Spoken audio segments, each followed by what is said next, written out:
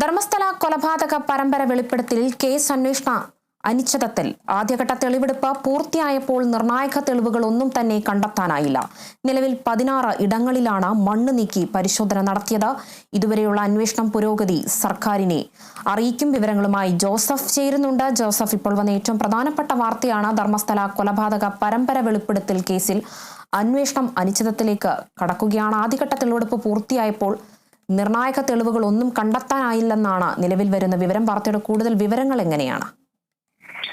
രേണുക, ആദ്യഘട്ട മണ്ണ് നീക്കിയുള്ള പരിശോധന പൂർത്തിയായപ്പോഴാണ് അന്വേഷണം അനിശ്ചിതത്വത്തിലേക്ക് നീങ്ങുന്നത്. ശുചീകരണ തൊഴിലാളി വെളിപ്പെടുത്തിയതുപോലെ മൃതദേഹാവശിഷ്ടങ്ങൾ ഒന്നും തന്നെ കണ്ടെത്താൻ സാധിച്ചില്ല. കഴിഞ്ഞ ദിവസങ്ങളിൽ 16 ഇടങ്ങളിലാണ് മണ്ണ് നീക്കി പരിശോധന നടത്തിയത്. ആദ്യ 13 പോയിന്റുകൾ സ്നാനഘട്ടയ്ക്ക് സമീപം പുഴയോരത്തും ദേശീയപാതയിലുമായിരുന്നു. ബാക്കി 3 പോയിന്റുകൾ ഇത്തരത്തിൽ ഒരു സർപ്രൈസ് സ്പോട്ടും മറ്റ് വേളൂർ വനമേഖലയിലെ ഒരു സ്പോട്ടും ക്ഷേത്രത്തിന് പുറകിലുള്ള ഒരു സ്പോട്ടും, ഇത്രയും സ്പോട്ടുകളിൽ പരിശോധന നടത്തിയിട്ടും 6ാമത്തെ സ്പോട്ടിൽ നിന്നും സർപ്രൈസ് സ്പോട്ടിൽ നിന്നുമാണ് ഇത്തരത്തിൽ മൃതദേഹാവശിഷ്ടങ്ങൾ കണ്ടെത്താൻ സാധിച്ചത്. ഈ കണ്ടെത്തിയ മൃതദേഹാവശിഷ്ടങ്ങൾ പുരുഷന്റേതാണെന്ന പ്രാഥമിക ഘട്ടത്തിൽ തിരിച്ചറിയുകയുണ്ടായി.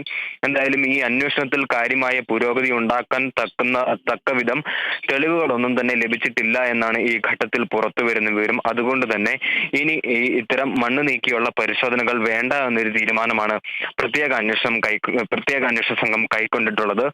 വരും ദിവസങ്ങളിൽ ഈ ഇത്തരത്തിൽ ശുചീകരണ തൊഴിലാളിയെ പോളിഗ്രാഫ് ടെസ്റ്റിന്, അതായത് നുണ പരിശോധനയ്ക്ക് വിധേയനാക്കാനാണ് ഇപ്പോൾ തീരുമാനിച്ചിരിക്കുന്നത്. മാത്രവുമല്ല, കൂടുതൽ സാക്ഷിമൊഴികൾ കേന്ദ്രീകരിച്ച് അന്വേഷണം നടത്താനും ഈ പ്രത്യേക അന്വേഷണ സംഘം തീരുമാനിച്ചിട്ടുണ്ട്. നിലവിലെ അന്വേഷണ പുരോഗതി പ്രത്യേക അന്വേഷണ സംഘം സർക്കാരിനെ അറിയിക്കും. അതിനുശേഷം മാത്രമായിരിക്കും തുടർ നടപടികളിലേക്ക് കടക്കുക എന്നാണ് ഈ ഘട്ടത്തിൽ മനസ്സിലാക്കാൻ സാധിക്കുന്നത്. കഴിഞ്ഞ ദിവസങ്ങളിൽ 13ാമത്തെ പോയിന്റിൽ ഗ്രൗണ്ട് പെനിട്രേറ്റിംഗ് റഡാർ ഉപയോഗിച്ച് പരിശോധന നടത്തിയിരുന്നു. ഈ പരിശോധനയ്ക്ക് ശേഷം മണ്ണ് നീക്കി പരിശോധന നടത്തിയിട്ടും കാര്യമായ വസ്തുക്കളോ തെളിവുകളോ ഒന്നും തന്നെ കണ്ടെത്താൻ സാധിക്കാത്തത് അന്വേഷണത്തിന് വലിയ രീതിയിലുള്ള പ്രതിസന്ധി സൃഷ്ടിക്കുന്ന ഒരു സാഹചര്യമാണ് ഉണ്ടായത്. മാത്രവുമല്ല, കഴിഞ്ഞ ആഴ്ചകളിൽ ഈ പ്രദേശത്ത് സംഘർഷഭരിതമായ ഒരു സാഹചര്യമാണ് ഉണ്ടായത്. പ്രധാന തീർത്ഥാടന കേന്ദ്രത്തെ ഇത്തരത്തിൽ താറടിച്ച് കാണിക്കുന്നതിനും ഇല്ലായ്മ ചെയ്യുന്നതിനും വേണ്ടി ഉണ്ടാക്കിയെടുത്തൊരു കഥയാണ് എന്ന് ആരോപിച്ച് വലിയ രീതിയിലുള്ള പ്രതിഷേധം ഉയരുന്ന സാഹചര്യം ഉണ്ടായിരുന്നു. കർണാടക നിയമസഭയിലും വലിയ രീതിയിലുള്ള പ്രതിഷേധം ഇതുമായി ബന്ധപ്പെട്ട് ഉയർന്നു വരികയുണ്ടായി.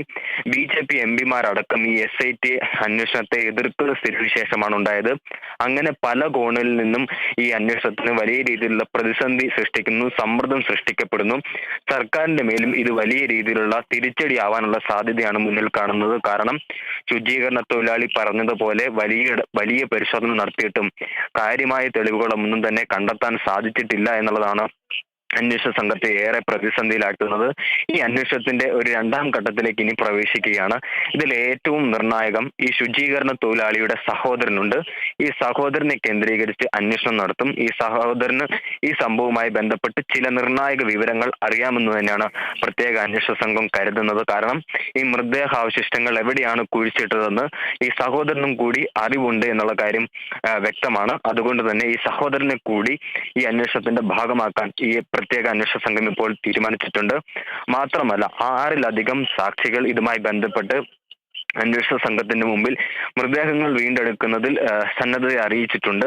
ഇവരെ കൂടി ഈ അന്വേഷണത്തിന്റെ ഭാഗമാക്കിക്കൊണ്ട് ഊർജിതമായ ഒരു അന്വേഷണം നടത്താനാണ് തീരുമാനിച്ചിരിക്കുന്നത്. അതുകൊണ്ട് തന്നെ ആദ്യഘട്ടത്തിൽ ഈ ശുചീകരണ തൊഴിലാളിയുടെ വാക്കുകൾ അത് എത്രത്തോളം വിശ്വസനീയമാണെന്ന് നോക്കും. അതിനുശേഷം കൂടുതൽ പരാതികൾ ഉണ്ടോ എന്ന് പരിശോധിക്കും. ഈ പരിശോധനയുടെയും ഈ പരാതികളുടെയും സാക്ഷിമൊഴികളുടെയും അടിസ്ഥാനത്തിൽ കൃത്യമായ ഒരു അന്വേഷണം നടത്തിയാൽ മതി എന്നാണ് ഇപ്പോൾ തീരുമാനിച്ചിരിക്കുന്നത്. മണ്ണ് നീക്കിയുള്ള പരിശോധന താൽക്കാലികമായി നിർത്തിവെച്ചിരിക്കുകയാണ്. കഴിഞ്ഞ 3 ആഴ്ചകളിൽ 16 ഇടങ്ങളിൽ പരിശോധന നടത്തിയിട്ടും ഒന്നും തന്നെ കണ്ടെത്താൻ സാധിക്കാത്തൊരു സ്ഥിതിവിശേഷമാണുള്ളത്. കഴിഞ്ഞ ദിവസങ്ങളിലെല്ലാം നമ്മൾ നേരിട്ടെത്തി ഈ സ്ഥലങ്ങളിലെത്തി റിപ്പോർട്ട് ചെയ്തതാണ്. പലവിധ പ്രതിസന്ധികളാണ് അന്വേഷണ സംഘം നേരിടുന്നത്. അതിൽ ഏറ്റവും പ്രധാനപ്പെട്ടത് വർഷങ്ങൾക്ക് ശേഷം ഈ മൃതദേഹാവശിഷ്ടങ്ങൾ വീണ്ടെടുക്കുന്നതിനായുള്ള ശ്രമങ്ങൾ നടത്തുമ്പോൾ ഈ പലയിടത്തും ഈ മൃതദേഹാവശിഷ്ടങ്ങൾ നശിപ്പിക്കപ്പെടുകയോ ഇല്ലാതാവുകയോ ചെയ്തിട്ടുണ്ട്. ഈ പുഴയുടെ അരികുവശത്തായിരുന്നു പല സ്പോട്ടുകളും അടയാളപ്പെടുത്തി ഇരുന്നത്. ഈ കാലവർഷത്തിൽ, അതായത് 2018 ഈ ഭാഗത്ത് വലിയ രീതിയിലുള്ള വെള്ളപ്പൊക്കവും മണ്ണൊലിപ്പും ഉണ്ടായിരുന്നു. അങ്ങനെ പല മൃതദേഹങ്ങളും ഇവിടുന്ന് കാണാതായിട്ടുണ്ട്. മാത്രമല്ല, ഇത്തരത്തിൽ കുഴി കുഴിക്കുമ്പോൾ വലിയ രീതിയിൽ വെള്ളം ഈ കുഴിയിലേക്ക് വരുന്ന ഒരു സാഹചര്യം ഉണ്ടായിരുന്നു. അതിനുശേഷം ഈ വനമേഖലയിൽ കേന്ദ്രീകരിച്ച് പരിശോധന നടത്തി. ഈ വനമേഖലയിൽ ഒരു പ്രത്യേകതയുള്ളത്, വലിയ ആഴ്ചയിലല്ല ഈ കുഴിയെടുത്ത് മൃതദേഹങ്ങൾ മറവ് ചെയ്തത്. അതുകൊണ്ട് തന്നെ ഈ വർഷങ്ങൾക്ക് ശേഷം ഇത്തരത്തിൽ ഈ മൃതദേഹാവശിഷ്ടങ്ങൾ മറ്റു നായ്ക്കളോ മറ്റ് ജീവികളോ വന്ന് ഭക്ഷിച്ച് കടന്നു പോയിട്ടുണ്ടാകാമെന്നൊരു ആശങ്കയാണ് അവർ പങ്കുവച്ചിട്ടുള്ളത്. അങ്ങനെ കാര്യമായ തെളിവുകളൊന്നും തന്നെ കണ്ടെത്താൻ സാധിച്ചിട്ടില്ല. ക്ഷേത്ര നഗരിക്ക് തൊട്ടു പിറകിലായി ഒരു 16ാമത്തെ സ്പോട്ട് അടയാളപ്പെടുത്തിയിരുന്നു, ബാഹുബലി മലയിൽ. ആ ബാഹുബലി മലയിൽ തെരച്ചിലിനെത്തിയപ്പോൾ വലിയ രീതിയിൽ മണ്ണ് നിക്ഷേപിക്കപ്പെടുന്നതായിട്ടാണ് കണ്ടിട്ടുള്ളത്. അങ്ങനെ അന്വേഷണ സംഘത്തിന് വലിയ രീതിയിലുള്ള വെല്ലുവിളി ഉണ്ടായിരുന്നു. ഇതുമായി മുന്നോട്ട് പോകുന്നത് വളരെയേറെ പ്രതിസന്ധി സൃഷ്ടിക്കുന്ന ഒരു സാഹചര്യമാണ് ഉണ്ടായത്. മാത്രവുമല്ല, ഈ വലിയ ഘോര വനത്തിൽ ക്ഷുദ്രജീവികളും കാട്ടാന ഉൾപ്പെടെയുള്ള വന്യജീവികളുടെ ആക്രമണവും പതിവാകുന്ന ഒരു സാഹചര്യം ഉണ്ടായിരുന്നു. അങ്ങനെ വലിയ സാഹസികമായിട്ടാണ് ഈ അന്വേഷണമായിട്ട് മുന്നോട്ട് പോകുന്നത്. അതുകൊണ്ട് തന്നെ ഈ താൽക്കാലികമായി ഈ തെളിവെടുപ്പ് നിർത്തിവെക്കാനും കൂടുതൽ മൊഴി രേഖപ്പെടുത്തി ഈ ശുചീകരണ തൊഴിലാളിയെ പോളിഗ്രാഫ് ടെസ്റ്റിന് വിധേയമാക്കി ഇയാളുടെ സഹോദരന്റെ കൂടുതൽ മൊഴികൾ ശേഖരിച്ച്, നാട്ടുകാരുടെ മൊഴികൾ ശേഖരിച്ച് അത്തരത്തിലുള്ളൊരു അന്വേഷണമായി മുന്നോട്ട് പോകാൻ തന്നെയാണ് തീരുമാനം. നിലവിലെ അന്വേഷണ പുരോഗതി സംസ്ഥാന സർക്കാരിനെ DGP പ്രണവ് മഹന്തി അറിയിക്കും. എന്തൊക്കെ വസ്തുക്കളാണ് കണ്ടെത്തിയിട്ടുള്ളത്, ഈ അന്വേഷണത്തിൽ ലഭിച്ചിട്ടുള്ള മറ്റു പരാതികൾ എന്തൊക്കെയാണ്, മറ്റു സാക്ഷിമൊഴികൾ എന്തൊക്കെയാണ്, ഇതിന്റെ സാമൂഹിക പ്രത്യാഘാതം എന്തൊക്കെയാണ് എന്നുള്ള കാര്യങ്ങളൊക്കെ ആയിരിക്കും പ്രധാനമായും ഇത്തരത്തിൽ റിപ്പോർട്ട് നൽകുക. എന്തായാലും 16 ഇടങ്ങളിൽ പരിശോധന നടത്തിയിട്ടും കാര്യമായ വസ്തുക്കളൊന്നും തന്നെ കണ്ടെത്താൻ കഴിയാത്തൊരു സാഹചര്യം അത് അഭിഭാഷകരെ അടക്കം വലിയ നിരാശയിൽ ആഴ്ത്തിയിട്ടുണ്ട്. എന്തായാലും നിയമ നടപടികളുമായി മുന്നോട്ട് പോകാൻ തന്നെയാണ് സമരസമിതി പ്രവർത്തകരുടെയും തീരുമാനം. കാരണം അനന്യ ഭട്ടിന്റെ ഉൾപ്പെടെയുള്ള നിരവധി പരാതികൾ ഇത്തരത്തിൽ നിലനിൽക്കുന്ന ഒരു സാഹചര്യമുണ്ട്. അനന്യ ഭട്ടിന്റെ മാതാവ് സുജാത ഭട്ട് നൽകിയൊരു പരാതി, തന്റെ മകളെ വീണ്ടും കെട്ടണമെന്നുള്ളൊരു പരാതി നിലനിൽക്കുന്ന സാഹചര്യത്തിൽ ഈ അന്വേഷണം ഒരിക്കലും നിർത്തിവെക്കാൻ പറ്റുകയില്ല എന്നുള്ളതാണ് നിയമപരമായ ഒരു വശം. കാരണം തന്റെ മകൾ ഈ 2003 മെഡിക്കൽ വിദ്യാർത്ഥിയായിരുന്ന തന്റെ മകൾ 2003 ധർമ്മസ്ഥലയിൽ എത്തിയപ്പോഴാണ് കാണാതായത്. അതിനുശേഷം ഈ മാതാവ് ഇവിടെ അന്വേഷിച്ചെത്തുമ്പോൾ വലിയ രീതിയിലുള്ള ആക്രമണങ്ങൾക്ക് വിധേയമാവുകയും ചെയ്തു. പിന്നീട് ഇവർ ഇവിടുന്ന് രക്ഷപ്പെട്ടു പോവുകയായിരുന്നു.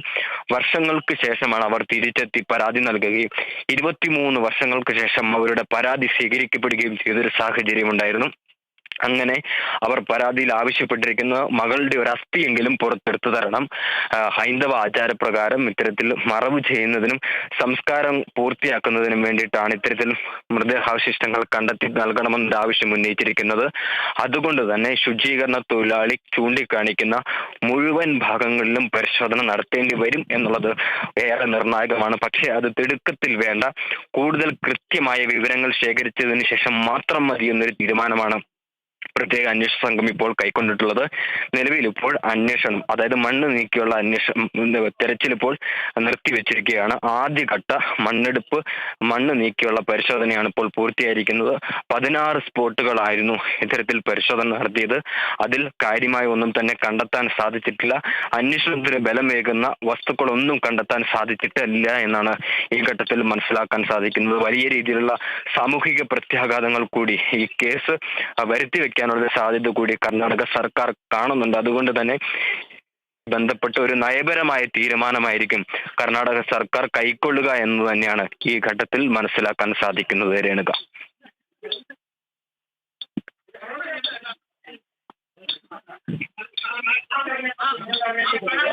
സഹോദരനെ അടക്കം ചോദ്യം ചെയ്യുന്ന തലത്തിലേക്ക് പോകുന്നുണ്ട്. കേസ് മറ്റൊരു വഴിക്ക് സഞ്ചരിക്കുകയാണ്. ധർമ്മസ്ഥല കൊലപാതക പരമ്പര വെളിപ്പെടുത്തൽ കേസിൽ അന്വേഷണം അനിശ്ചിതത്തിൽ.